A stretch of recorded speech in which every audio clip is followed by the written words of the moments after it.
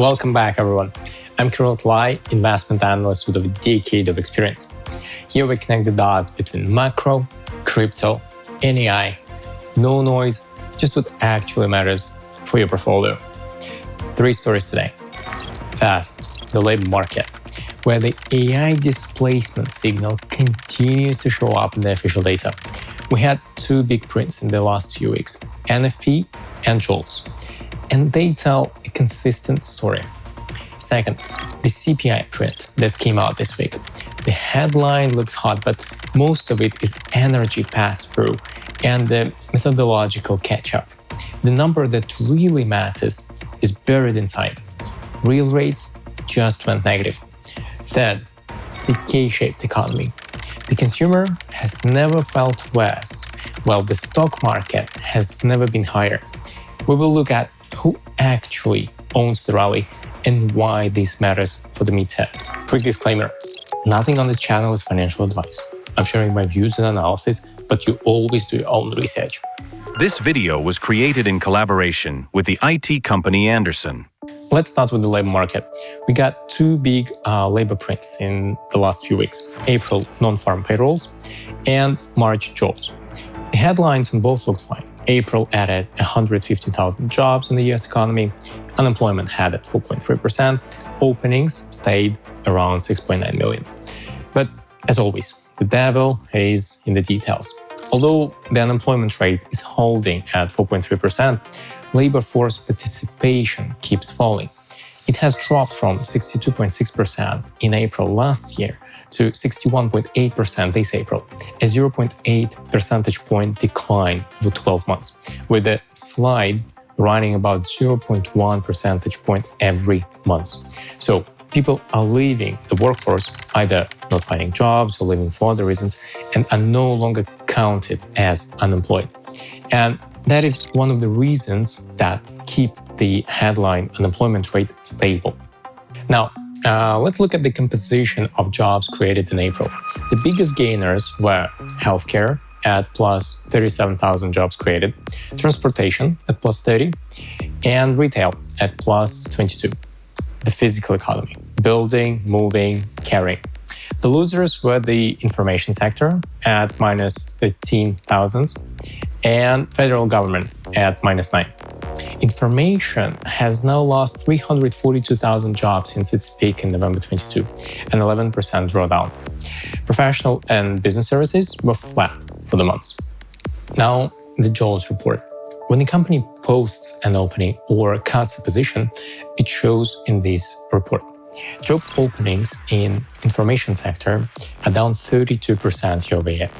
Professional and business services, one of the most AI-exposed sectors, are down 19% year-over-year. In March alone, this sector's opening collapsed by 318,000 in 1 month.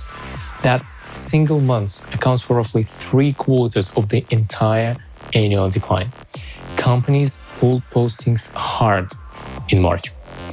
On the other side of the chart, retail openings are up 48% year-over-year, manufacturing up 19%, healthcare openings sit at 1.4 million in absolute terms, the largest of any sector.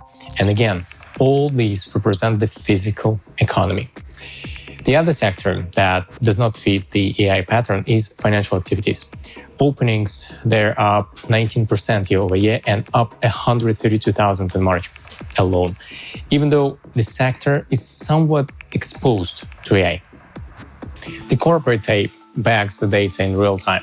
Since the start of April, the announcement flow has been escalating. Meta on April 17th announced 8,000 cuts, 10% of its workforce. Mark Zuckerberg framed it explicitly as funding the AI capex line item. Microsoft offered voluntary buyouts to roughly 8,000 long-time employees in April. PayPal in May announced almost 5,000 job cuts, about 20% of its workforce phased over the next 2 to 3 years. New CEO told investors actually, PayPal needs to become a technological company again, with the layoffs and AI-enabled processes targeting $1.5 billion in cost savings. And Coinbase cut 14% of its workforce, about 700 people, with CEO Brian Armstrong restructuring the company to be, in his words, lean, fast, and AI native. Tech layoffs year-to-date now exceed 100,000, and AI is cited as a direct factor in a growing share of this announcement. So, the labor market data continues to point in the same direction. AI-exposed sectors are either laying off workers or hiring less, while the physical economy is absorbing some of that loss, so that the unemployment rate is flat, helped by fewer people participating in the labor market. Now, we'll talk about the second big print of the week. April CPI came out this week. Headline inflation came in at plus 0.6% month over month and plus 3.8% relative to last year. That is the highest annual reading since May 2023. Core inflation, which strips out food and energy, came in at plus 0.4% relative to last month and plus 2.8% for the year. On the surface, this looks high, but let me unpack what is actually going on. The single biggest driver of the print is gasoline. Again, gas prices were up 5.4% in April alone on a seasonally adjusted basis. That is in addition to March gasoline inflation of 21%, all due to the conflict in Iran. There is also a small technical wrinkle in this print.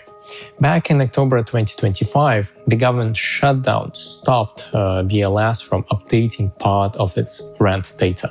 So the agency just kept the old numbers in place. That delayed update finally caught up in this April print, all at once. The bump is small, around 5 to 10 basis points on both headline and core. BLS flagged this in advance. Strip out the shelter effect and the print runs to consensus on both. The elevated inflation is purely due to gas prices. For now, it will start spreading into other components of the inflation basket of the next few quarters. Now, here's what actually matters from this print.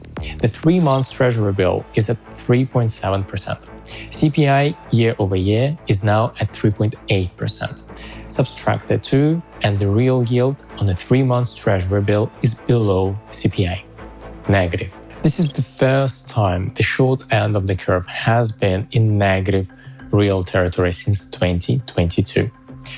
I covered this setup in an earlier episode. Going back 70 years, every time real rates go negative, hard assets outperform. Go take a look for more details. The third story today is about something the headline numbers do not capture, the K-shaped economy. Let me start with one chart that tells the whole story. The top half of that chart is the University of Michigan Consumer Sentiment Survey. The data goes back decades. The most recent reading is at or near record lows, lower than 2008, lower than COVID. The bottom half is the S&P 500. It just printed a fresh all-time high. Both charts on the same timeline. People have never felt worse about the economic situation, while the stock market has never been higher.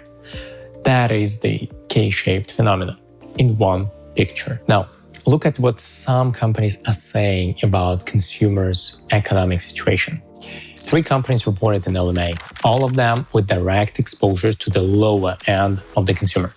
Kraft Heinz said its poor consumers are literally running out of money, reaching into their savings and unable to make ends meet.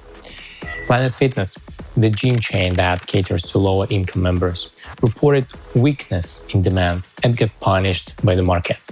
And Whirlpool said appliance demand has not been this low since the global financial crisis. These are 3 different sectors hitting the same theme. Now, more data. The first piece is wages versus inflation. Average hourly earnings in April were up 0.2% relative to last month and 3.6% versus last year. That is decelerating. Inflation, as we just covered, is at 3.8% for the year. So, for the average person, real wages are now declining. Living standards started eroding again. The second piece is credit. The Federal Reserve published its semi-annual financial stability report on May 9th. Inside it, the staff flagged that credit card loan balances are rising across the income spectrum, but the increase is much sharper for the lower income half of the country. Auto delinquencies are at historically elevated levels too. The picture is that households are borrowing to make ends meet. So that is the bottom of the K. The top of the K looks very different. And here's the participation problem. According to the Federal Reserve's distribution of financial accounts, the top 10% of US households own about 88% of all corporate equity and mutual fund holdings. The top 1% alone own over half. The bottom 50% of households own about 1% of the stock market. The median 401k balance across all American workers is around $30,000. So when the S&P 500 rips 9% in a few weeks, the gain accrues almost entirely to the top decile. The bottom half barely participates. This is why the affordability crisis is going to be the dominant theme heading into November midterms. The K is splitting wider. The data is there in the consumer sentiment survey and in the corporate earnings tape. To wrap up, the labor market is losing jobs in the white-collar, AI-exposed sectors, while the physical economy absorbs some of the displacement. The CPI print was mostly gas pass-through from Iran, but the number that matters is underneath. Real rates are now negative for the first time since 2022. History says hard assets do the heavy lifting in negative real rate regimes. And the country experiencing all of this is split into two economies that are growing further apart. Thanks for watching. If this was useful, subscribe and share, and I will see you next week.